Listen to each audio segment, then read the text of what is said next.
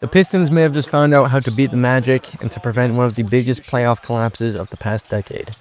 Early on in this game, we saw the Pistons making a point of getting Jalen Duren early touches. They did need him to find some kind of offensive production for them to have a chance of staying in this series. Detroit was also using the Magic's game plan against them early on by getting physical in the paint and drawing fouls, so that even if those shots don't fall, they at least find some kind of offense from the free throw line. And although those early free throws were not falling for the Pistons either, they were able to create 3 offensive rebounds off of those early into the game, which is evidence of the way they wanted to approach this game and the physicality that they opened it with. Detroit was killing Orlando on the offensive boards all night and converting off of them at a good clip as well, not simply letting them end as empty possessions. That was a big part of the Pistons having a massive first quarter scoring-wise. 38 points is a high-scoring quarter no matter who you're playing in the playoffs, but especially against an Orlando team that is going to try to force teams to play against their half-court defense and not give up any easy looks from anywhere on the court. So leading by 12 after 12 was an incredible start for Detroit and was how they needed to set the tone in the first of what they hope ends up being 3 must-win games in a row. Things kept on rolling for the Pistons in that second quarter. Cade had a colossal 27 points by halftime, and the ball security problems of the past 3 games seemed to have been resolved. As the game went on, he did end up with more and more turnovers, still did have 6 on the night, which is not amazing, but Paolo had 6 for Orlando as well, so it does kind of even out in that regard. The Magic were able to stay in it heading into halftime, though, because of their 3-point shooting being surprisingly efficient up to that point. The second quarter was the main contributor to that. That is something that can very easily abandon any team in the playoffs, especially an Orlando team that really is not all that good at it.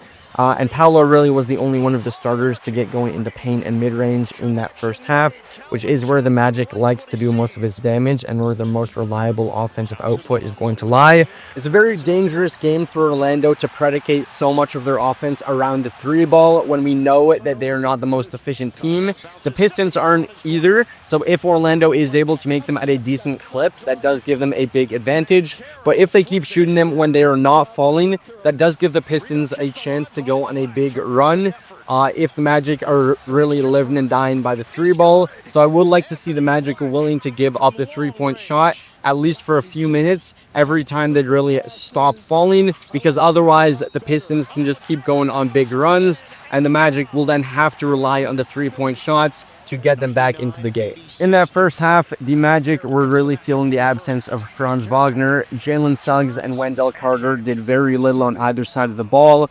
Neither took many shots in the half or were being their usual disruptive selves on defense. Orlando did need to unlock them in a crucial second half, and ultimately they didn't to the extent needed to pull out the win. That was a big loss for them last night. Magic's shooting really started to abandon them as the third wore on, and again, they don't know where else to turn offensively when those stop falling, which is a big issue for them. They were fortunate that the Pistons missed enough good looks to not build an insurmountable gap, but that is the issue with Orlando trying to more heavily incorporate the long ball into their offense. They simply don't have the shooters to reliably be counting on it, even though they did shoot it at a very high clip for the most part last night. That was really all because of Paolo, Anthony Black, and Desmond Bane, and that's really not sustainable either. Desmond Bane is the only one of those guys I would consistently have putting up those 3-point shots. Cade and Paolo were trading blows back and forth all night. The number 1 picks from back-to-back drafts were putting their teams on their backs and taking over. For the Magic, they just couldn't get enough offense besides Paolo. Anthony Black had a great game, and Desmond Bane was serviceable enough. But they needed more tonight, ultimately, with no Wagner, and they did miss nearly half of their 30 free throws, which is a catastrophic blunder in what ended up only being a 7-point game. This was the best Jalen Duren has looked all series. Even though he didn't put up the flashiest numbers, his impact was much more akin to what it had been throughout the season, and he won his matchup against Wendell Carter, which is an absolutely crucial part of this Pistons team's hopes of pulling this one out. Along with Jalen Duren, we saw Ausar Thompson was absolutely everywhere tonight, did not take a single possession off, and he was bringing the energy for Detroit all night long, which is key in a series where we have now seen the more physical team win 5 out of 5 games. I do ultimately still like the Magic in this series. This did look similar to the Pistons Game 2 win, where it seemed they had things figured out before completely collapsing again in Games 3 and 4. Orlando is a gritty team that's going to respond to getting punched in the face tonight by coming out with a vengeance. If there is a team in the series that could get hot from 3, as you can use that as a springboard towards a win, it would be the Magic, as we've already seen that in one game this series and almost saw it again tonight. It is a slight concern for them that they shot so well from 3 and still lost. But again, it was less of a team effort driving that percentage up, and really just the three-man game of Banchero, Black, and Bane.